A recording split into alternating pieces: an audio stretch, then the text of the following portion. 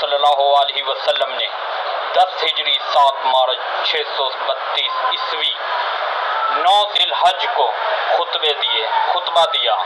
آپ صلی اللہ علیہ وسلم نے فرمایا، اے لوگو سنو، مجھے نہیں لگتا کہ اگلے سال میں تمہارے درمیان موجود ہوں گا۔ میری باتوں کو بہت غور سے سنو اور ان لوگوں تک پہنچاؤ جو یہاں نہیں پہنچ سکے۔ اے لوگو، جس طرح آج کا دن، یہ مہینہ اور یہ جگہ عزت و حرمت والے ہیں، بالکل اسی طرح دوسرے مسلمانوں کی زندگی، عزت، مال تم پر ایسے ہی حرمت والے ہیں، تم ان کو نہیں چھیڑ سکتے۔ لوگوں کو مال اور امانتیں واپس کر دو، کسی کو تنگ نہ کرو، کسی کا نقصان نہ کرو، تاکہ تم بھی محفوظ رہو۔ یاد رکھو تم نے اللہ سے ملنا ہے اور اللہ تم سے تمہارے اعمال کی بابت سوال فرمائے گا۔ اللہ نے سود کو ختم کر دیا ہے، اس لیے آج سے سارا سود ختم کر دو، معاف کر دو۔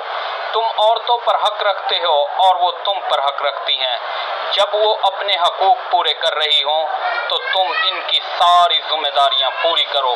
عورتوں کے بارے میں نرمی کا رویہ قائم رکھو، کیونکہ وہ تمہاری شراکت دار، پارٹنر اور بے لوث خدمت گزار ہیں۔ کبھی زنا کے قریب مت جانا۔ اے لوگو، میری بات غور سے سنو، صرف اللہ کی عبادت کرو، 5 فرض نمازیں پوری رکھو، رمضان کے روزے رکھو اور زکوٰۃ ادا کرتے رہو، اور استطاعت ہو تو حج کرو۔ زبان کی بنیاد پر رنگ نسل کی بنیاد پر، حسب و نسب کی بنیاد پر تعصب میں مت پڑ جانا۔ کالے کو گورے پر اور گورے کو کالے پر، عربی کو اجمی پر اور اجمی کو عربی پر کوئی فوقیت حاصل نہیں۔ ہر مسلمان دوسرے مسلمان کا بھائی ہے۔ تم سب اللہ کی نظر میں برابر ہو، برتری صرف تقوی کی وجہ سے ہے۔ یاد رکھو تم ایک دن اللہ کے سامنے اپنے اعمال کی جواب دہی کے لیے حاضر ہونا ہے۔ خبردار رہو، میرے بعد گمراہ نہ ہو جانا۔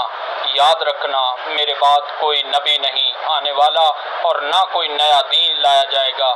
میری باتیں اچھی طرح سے سمجھ لو، میں تمہارے لیے 2 چیزیں چھوڑ کے جا رہا ہوں، قرآن اور میری سنت۔ اگر تم نے ان کی پیروی کی تو کبھی گمراہ نہیں ہوگے۔ سنو تم لوگ جو موجود ہو، اس بات کو اگلے لوگوں تک پہنچانا اور وہ پھر اگلے لوگوں تک پہنچائیں، اور یہ ممکن ہے کہ بعد والے میری بات کو پہلے والوں سے زیادہ بہتر سمجھ لیں